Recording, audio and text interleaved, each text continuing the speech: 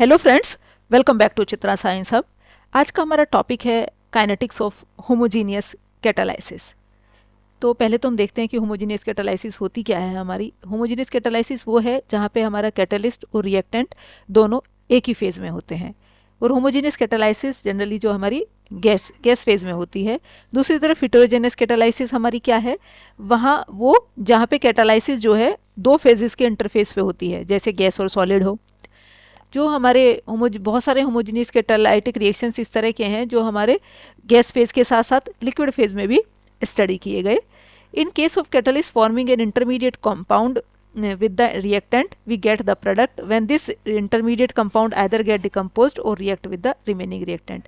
इस कैटलिस्ट के केस में क्या होता है, हमारे जो इंटरमीडिएट कंपाउंड बनता है रिएक्टेंट के साथ मिलके, और उससे जब प्रोडक्ट फॉर्मेशन होती है तो उसके बीच में एक इंटरमीडिएट कंपाउंड बनता है। मतलब पहले रिएक्टेंट और कैटलिस्ट दोनों मिलके क्या बनाएंगे, इंटरमीडिएट कंपाउंड बनाएंगे। फिर वो इंटरमीडिएट कंपाउंड का डिकम्पोजिशन होता है हमारा प्रोडक्ट में। जो है रिएक्टेंट, जिसके रिएक्टेंट और कैटलिस्ट हमारे कंबाइन होके क्या बना लेते हैं, कॉम्प्लेक्स बना लेते हैं हमारे। तो इसमें जो रिएक्टेंट जो कैटलिस्ट के साथ कंबाइन होता है उसे हमने कहा सबस्ट्रेट। और कैटलिस्ट क्या काम करता है, हमारा एक अल्टरनेट पाथवे बना लेता है लोअर एक्टिवेशन एनर्जी का, जिससे मैक्सिमम से मैक्सिमम मॉलिक्यूल उस एनर्जी के बैरियर को सरमाउंट कर सकें। तो ये हमने एक जनरल रिएक्शन लिया जहाँ ए जो है प्रोडक्ट में चेंज हुआ। तो ये हमारा डायरेक्टली, जैसे कि हमने भी देखा कि एक इंटरमीडिएट कॉम्प्लेक्स बनता है। पहले हमारा क्या है, सबस्ट्रेट और कैटलिस्ट मिलके जो है सबस्ट्रेट ये कॉम्प्लेक्स बना लेंगे सबस्ट्रेट के साथ मिलके हमारा जो है कैटलिस्ट। तो कैटलिस्ट सबस्ट्रेट कॉम्प्लेक्स बन जाएगा। फिर इसी जो है सेकंड रिएक्टेंट मॉलिक्यूल के साथ आपका रिएक्ट करेगा और प्रोडक्ट फॉर्मेशन हो जाएगी।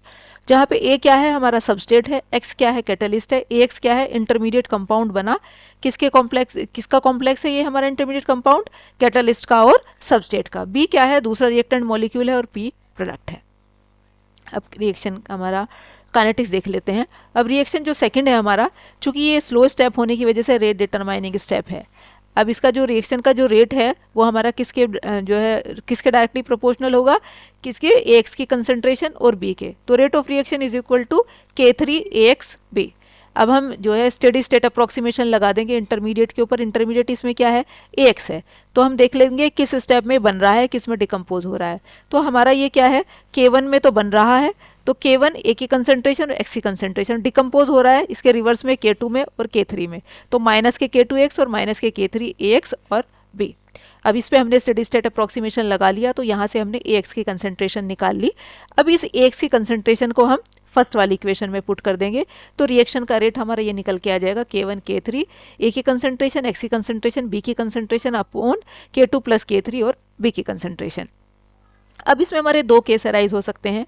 एक तो जब हमारा K2 बहुत बहुत छोटा हो K3 से, मतलब वो वापस से, मतलब K2 का हमारा किस रिएक्शन का कांस्टेंट है, ये वाला। जब वो आपका वापस से जो ये इंटरमीडिएट कंपाउंड बना ये डिकम्पोज हो जाए, वापस से रिएक्टेंट और कैटलिस्ट दे देगी। जब इसका रेट हमारा जब इसका रेट हमारा बहुत बहुत कम, या हमारा इस रिएक्शन का रेट बहुत बहुत कम होगा, तो हम जो है नीचे डिनोमिनेटर में से क्या करेंगे, K2 को नेग्लेक्ट कर देंगे। तब हमारी इक्वेशन रह जाएगी केवल ये K1 K3 concentration of A concentration of X concentration of B upon K3 B। अब जो है हमारा ऊपर से K3B ऊपर नीचे से कैंसिल हो जाएगा, तो ये रह जाएगा K1 AX। अब यदि हमारा K2 बहुत बहुत ज़्यादा है K3 से, मतलब वो प्रोडक्ट फॉर्मेशन नहीं हो रही, वापस से जो हमारा कॉम्प्लेक्स है वो किस में डिकम्पोज हो रहा है, कैटलिस्ट और सबस्ट्रेट में फिर से डिकम्पोज हो रहा है। उस केस में हमारा क्या है कि हम जो है डिनोमिनेटर में से क्या है K3 को नेग्लेक्ट कर देंगे। तो हमारा क्या है K3B, ये हमारा कैंसिल हो जाएगा हमारा ये वाली टर्म। तो तब हमारा केवल इक्वेशन ये रह जाएगी। अब जो हमारे एसिड बेस कैटालाइसिस है और एंजाइम कैटालाइसिस है, ये हमारे क्या है, होमोजेनियस कैटालाइसिस के ही एग्जाम्पल हैं। एंजाइम कैटालाइसिस ऑलरेडी हम प्रीवियस वीडियो में डिस्कस कर चुके हैं आपका।